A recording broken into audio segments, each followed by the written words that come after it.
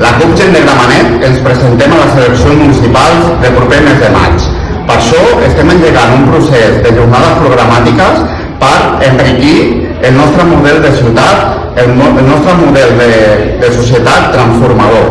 Per això estem fent aquestes jornades que han començat avui per parlar sobre les mesures per fer front a l'emergència climàtica, un bloc de debat ecologista, i les properes setmanes, els dijous, farem també una sessió sobre seguretat la propera setmana, i la següent setmana farem un debat sobre drets i serveis públics.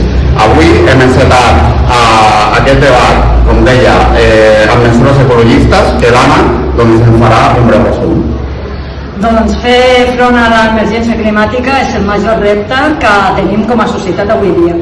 Els signes ja els tenim més que evidents i ha de ser una lluita en tots els fronts i de totes les formes possibles.